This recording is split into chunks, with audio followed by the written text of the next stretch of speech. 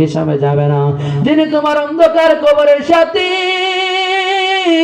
যিনি তোমার অন্ধকার কবরের মধ্যে বাতি হইবে গো, আজকে ওই নবীর ঘোষিত জান্নাতের বাগানের মধ্যে চলে আসেন। এ বন্ধুরে আমার, গত বছর এই মাহফিলটা এখানের মধ্যে হয়েছিল, দেখতে দেখতে একটা বছর এই জায়গার মধ্যে আমাদের কাছ থেকে চলে গেল। একটা বছরের মধ্যে সংখ্যা ধরের কত মানুষ অন্ধকার কবরে চলে গেছে, সংখ্যা ধরের কত যুবক অ্যাক্সিডেন্ট করে দুনিয়া থেকে চলে গেল। হে যুবক ভাইরা আমার, আজকে অনেক যুবক মনে করে আমরা তো এখন অল্প বয়স, মাহফিলে যাওয়ার কি সময় হয়েছে নাকি, কবরে তো অনেক পরে যাইব, কবরে যাওয়ার পরে জীবন থেকে গুনাহগুলো একদিন আল্লাহর কাছে তওবা করে কাটায় দিব।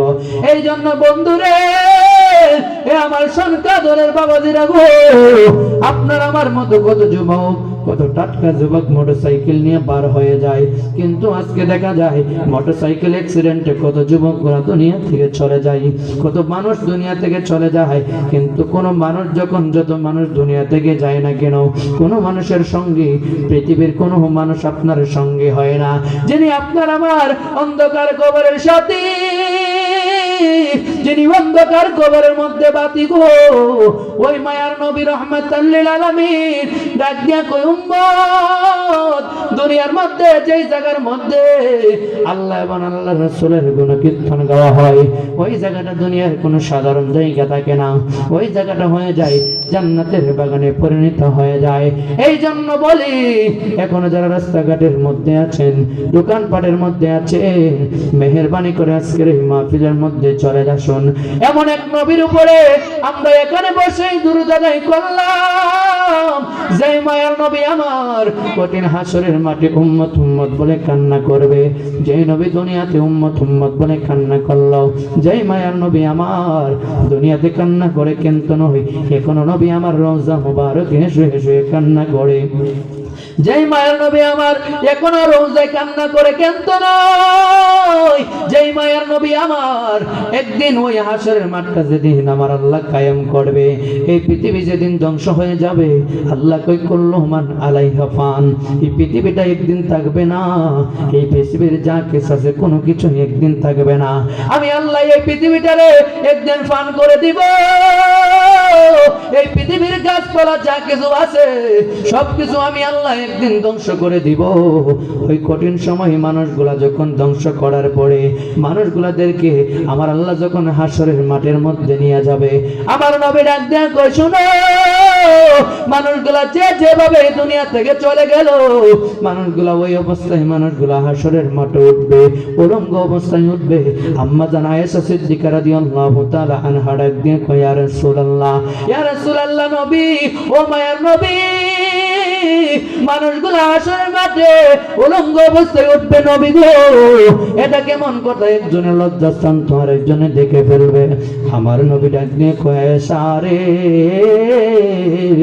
ও আমার আয়েশা, একদিন যেদিন কঠিন হাসরের মাঠে মানুষগুলো আসবে, মানুষগুলো এমন একটা পরিস্থিতির মধ্যে থাকবে, মানুষের আধা হাত উপরে সূর্যটা যখন চলে আসবে, নিচের জমিনটা তামা থাকবে, মানুষগুলা গুণা অনুযায়ী গ্রামের সাগরের মধ্যে সাঁতার কাটবো, কিছু মানুষ আগুনের, কিছু মানুষ গড়া পানির মধ্যে সাঁতার কাটবো, কিছু মানুষ কোমর পানির মধ্যে সাঁতার কাটবো, কিছু মানুষ গলা পানির মধ্যে সাঁতার কাটবো। প্রত্যেকটা নবী রাসূল ওই দিন নাফসি নাফসি বলে কান্না করবে। প্রত্যেকটা ফেরেশতাগণ, আল্লাহর ফেরেশতাগণ পর্যন্ত বলবে, মালিক আমাদেরকে বাঁচাও, আমাদেরকে বাঁচাও।